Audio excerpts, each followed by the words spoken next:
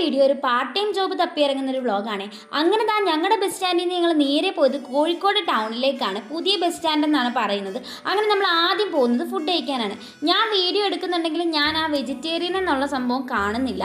ഞാൻ വലിയ കാര്യത്തിൽ കുറേ നാളായി മീൻ വറുത്തതും ചോറും ഒക്കെ കഴിച്ചിട്ട് മീൻ വറുത്തതും ചോറും കഴിക്കാമെന്നും പറഞ്ഞുള്ള രീതിയിൽ പോയി ഇരുന്ന് ഞാൻ എന്നിട്ട് അവിടെ ചെന്നിട്ട് മീൻ വറുത്ത് ചോദിച്ചു. ആ ചിരിയാണ് ഇപ്പം നിങ്ങൾ കാണുന്നത്. അങ്ങനെ തന്നെ നമ്മൾ അടിപൊളി ഊണും കാര്യങ്ങളൊക്കെ കഴിച്ച് മെയിനായിട്ടും എടുത്ത് പറയേണ്ടത് അവിടുത്തെ പാലട പായസം. അതെനിക്ക് പേഴ്സണലി ഭയങ്കരമായിട്ട് ഇഷ്ടപ്പെട്ടു. നമുക്ക് 110 രൂപ ആണ് ആയത്. 100 രൂപ ഊണും 10 രൂപ പായസത്തിനും അങ്ങനെയാണ് ആയത്.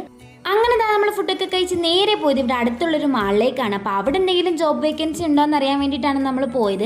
അങ്ങനെ തന്നെ നമ്മൾ ആദ്യം കയറിയത് ലുലു ഹൈപ്പർ മാർക്കറ്റിലാണ്. പിന്നെ ഹൈപ്പർ മാർക്കറ്റ് കണ്ടപ്പോൾ നമ്മൾ കുറച്ച് നേരം ഒന്ന് റൗണ്ട് അടിച്ച് കറങ്ങിയിട്ടൊക്കെയാണ് പോയത്.